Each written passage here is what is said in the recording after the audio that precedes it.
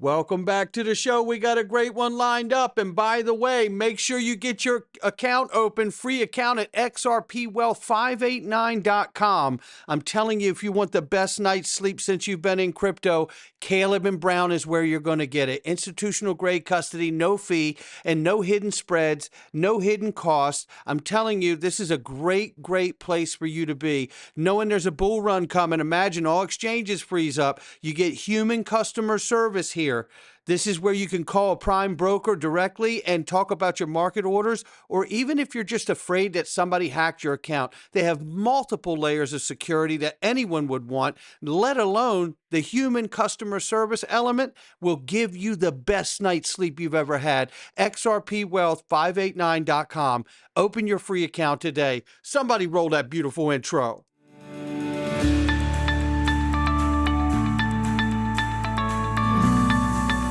Digital Perspectives with Brad Kimes. Come on in.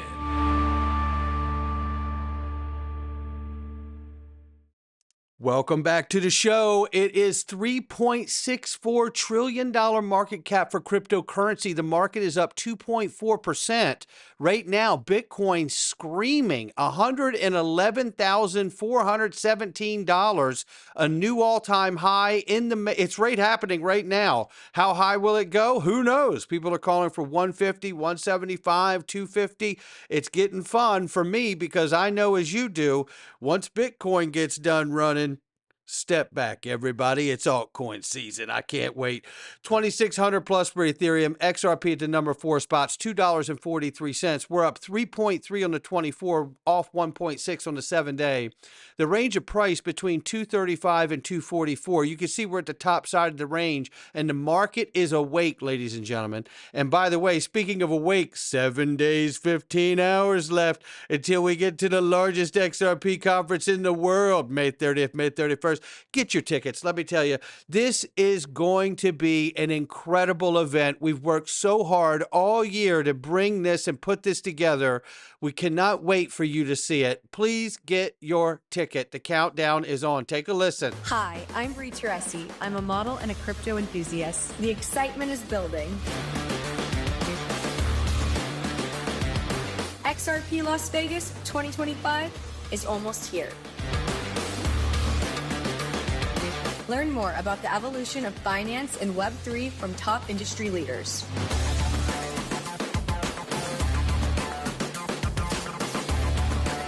I have my ticket.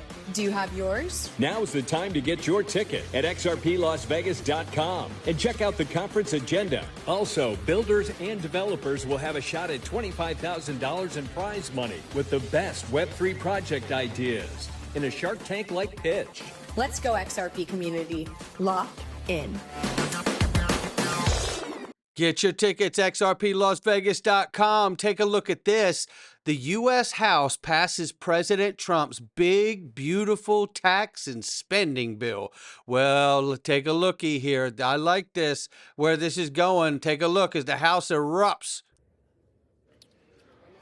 On this vote, the yeas are 215, the nays are 214, with one answering present. The bill is passed.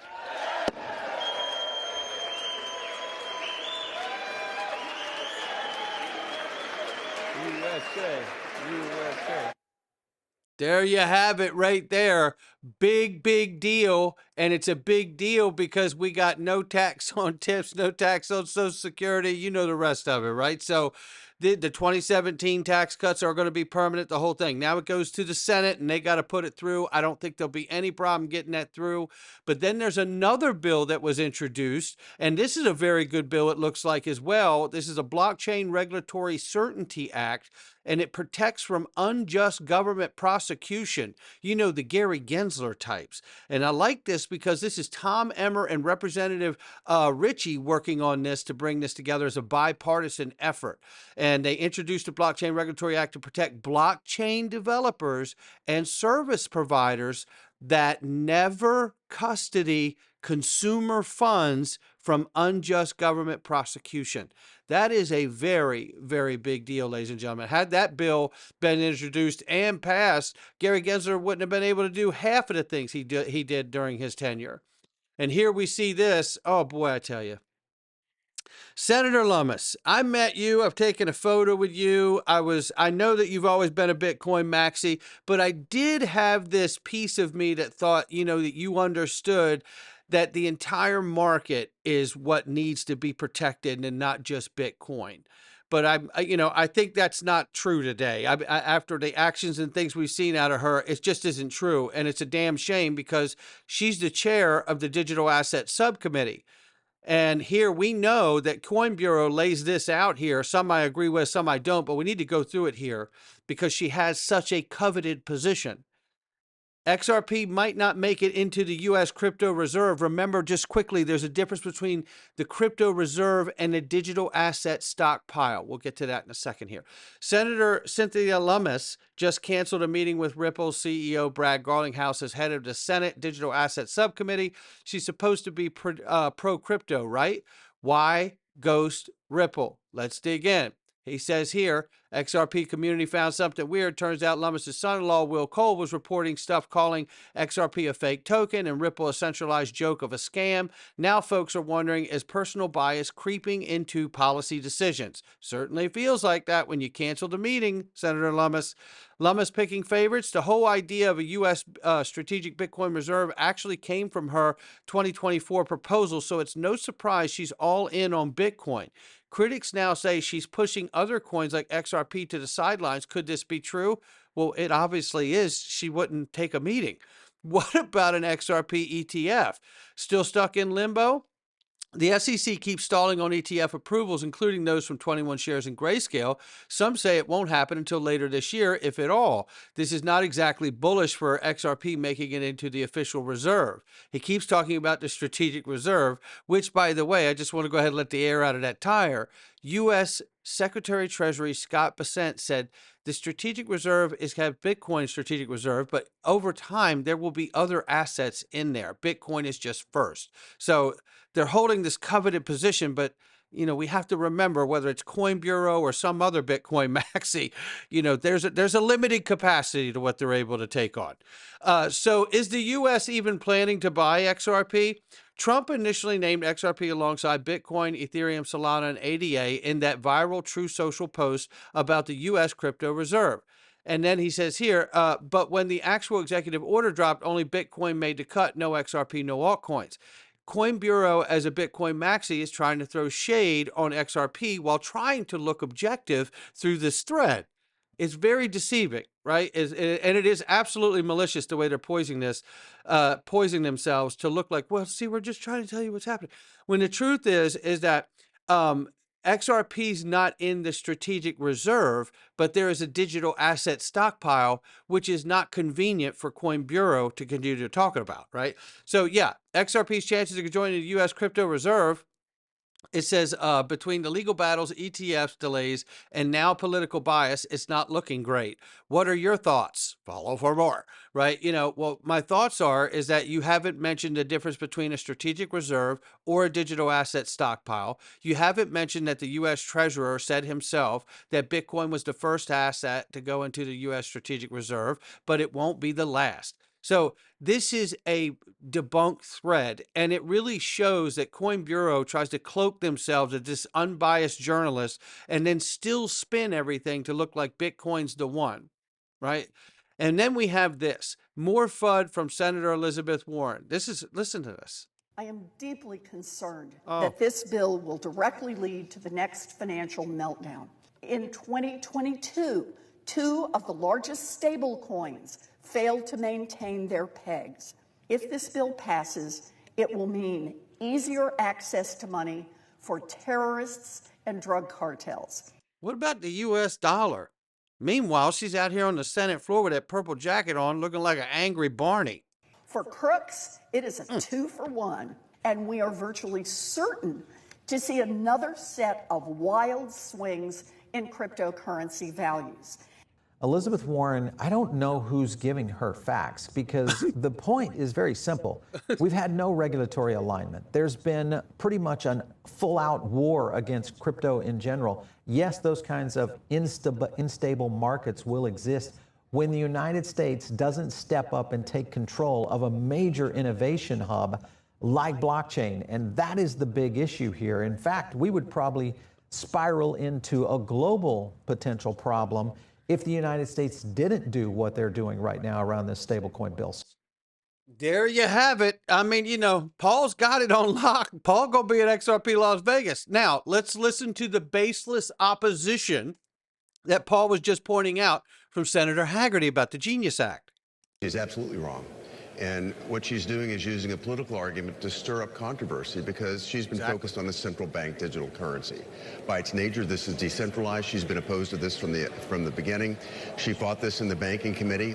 And after close to 4 hours of debate in the banking committee, she was able to hold 4 Democrats on her side, but 5 came over with me and voted for us to put this out of committee. I see a lot of Democrats that see the benefit of this. And if you think about where we are today, the United States is relying on a payments system that was designed in the 70s and 80s. This is an opportunity to modernize our payment system, take us into the 21st century.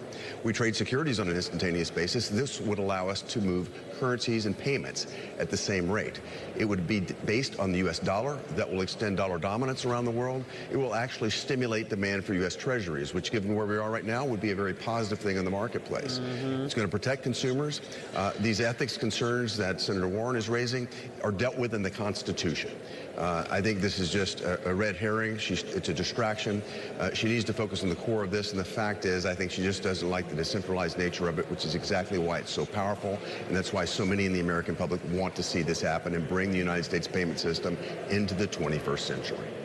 There you have it right there, because this isn't just a stablecoin bill. This is modernizing the payments for America. This is what we're really talking about here, right? And boy, I can't wait for you to see the second video I got lined up for you today. And we know the Senate voted on they had cloture vote, and then they also voted to bring it to a debate on the floor. And that was agreed upon and got a stronger vote than the actual cloture vote. The cloture vote only needed 60. They got 66. And then here they voted 69. So they had even more people flip to come away and step away from Senator Warren, who is a nightmare, right? So this is where the bill proceeds to vote. So what stage is the Genius Act in right now? It could get a little confusing. It has currently gotten the vote at 69 votes to enter the amendment phase. So that means that the Senate voted 69-31 to advance the bill, moving to a stage where senators can propose and debate amendments before a final vote, which, by the way, we're hearing that they want to get done still before Memorial Day, which is in 4 days from now. So who knows? Maybe it gets done tonight, right? That's what they're trying to do here. So we'll see how quickly they can get this done. Nonetheless, let's listen to this about the simple goal of getting the legislation passed. Kayleigh, there are a number of amendments. This is a major piece of legislation that's moving onto the floor. We have a large number of amendments to sort through, and my goal is to make certain that the stablecoin legislation passes and that we avoid a situation where it gets cluttered up or bogged down with a number of amendments that could be unrelated to this. So we're going through the process right now to evaluate all of this again. We probably have well over 100 amendments to evaluate, but we will narrow this down and get through it. And I'm appreciative of the fact that Leader Thune is navigating an open process here that's going to bring us, I hope, to a very successful resolution. But we have had months to work on this bill. We've incorporated input from both sides of the aisle and a lot of input from the industry and from the executive branch. I feel very good about where we are. We've got a great work product right now, and I think we're very close to seeing it come to final closure. Love that for us, ladies and gentlemen. We're so close to making history here. His crypto czar, David Sachs, on the Genius Act. From benefiting from this kind of legislation? Well, so first of all, we have significant bipartisan support for this. I think 15 Democrats voted for the bill to pass this key procedural threshold of cloture, which means there'll be no filibuster against the bill. We have every expectation now that it's going to pass. And I think the reason it's going to pass is because stablecoins offer a new, more efficient, cheaper, smoother payment system, new payment rails for the U.S. economy. It also extends the dominance of the dollar online, and it also creates billions of dollars or trillions of dollars of demand for our treasury. So I think for all these reasons, this stablecoin bill is going to pass, and it's going to pass with significant bipartisan support. How long do you think before stablecoin would start to really have that dollar support effect you're talking about? I mean, I think it'll be immediate. So we already have over $200 billion in stablecoins. It's just unregulated. And I think that if we provide the legal clarity and legal framework for this, I think we could create trillions of dollars of demand for our treasuries practically overnight, very quickly. I understand that you have argued that it was important in this trip through the Middle East just now, making some of the deals, particularly around AI, that the administration did to get in there. Yeah, and then they switched to AI, but nonetheless, the crypto czar is very excited about this passing, and I am too. I think they got everything they need to get this done. They've been working on it for a long time. Nonetheless, look at this breaking news. First ever XRP futures ETF to launch on NASDAQ today, baby. Yeah, I love this. Volatility Shares launched the first ever one-time XRP futures ETF futures trading as XRPI on NASDAQ. How about that? The ETF invests mainly in XRP futures via Cayman Islands subsidiary, marking a new regulated access point for XRP. They're rolling it in, ladies and gentlemen. They're rolling it in. Yeah, I love it. Look at this. Volatility Shares has launched the first ever XRP futures tomorrow, which is today. And yes, there is a 2x XRP already in the market. This is the first one-time leverage, and it has 120 million assets under management and trades 35 million daily. So how about that? Good signal that there will be demand for this one. Yeah, no doubt about it. It's already showing. And then you're going to love this. This is a clip of a technical analyst that was, and forgive me if it's Investing Bros, if that is his name, I'm not quite sure. I think it is, but he breaks down his price prediction for XRP using a chart on Paul Barron. Shout out to both of these gentlemen. If you look at the price right now of XRP, are you trading this one at all, or are you looking at strictly just long-term holds? Yeah, I haven't been trading XRP here recently. I'm holding long-term for sure. I was one of the voices, I think I was on your channel talking about this. I was telling people back last summer, don't give up on XRP just yet. There's going to be a period where it explodes. And even with the long, drawn-out, boring sideways since January, XRP's back up towards some resistance right here. We're wrestling with it. We did break a former lower high here around 255 a couple days ago. We're back down below it, but there's a lot of reasons to stay bullish on XRP. And I think this is another one that, you know, there's some sell signals here on the day chart, the daily chart. You have the red reversal, bearish momentum, negative money flow. So that pullback is in the works here with, we're not that far from it though. That's the reality. XRP probably only wants to come back down here towards 220, give or take. Once we break back above this red line, though, that's where, you know, I think on the low end, we're talking about $5. But realistically, what I'm keeping my eyes on is I think XRP is one that could go close to, I don't know if it's going to get over it, but close to a $1 trillion market cap by the time this bull market's over. We're talking about $11, $12 for a price prediction for XRP. That's only, you know, it's not the 10x that some coins can still do for you, but that's because XRP is already doing so well. We're still talking about a 4, almost a 5x left in XRP if I'm right about that $11 mark. There you have that. How about an $11 XRP? Who'd be upset about that? I know I wouldn't. That's a great start. Yeah, I like that. Let's get in that double-digit zone. Get everybody all wound up and excited. That's what I want. Listen, we're going into the freedom zones. Not financial advice from me or anyone else. I hope you will join us. Click the join button underneath any title or go down and join us at the Patreon. Same perks, same price, same benefits. I tell you, join us inside. Today, we're going to tackle the SEC versus Ripple. What could force Judge Torres to vacate the decision? I want to go down into that a little bit. And then I want to talk about taking control of your life in a way that you may not have considered before. And it's a lot easier than you think. I hope you'll join us inside. Come on in. All right.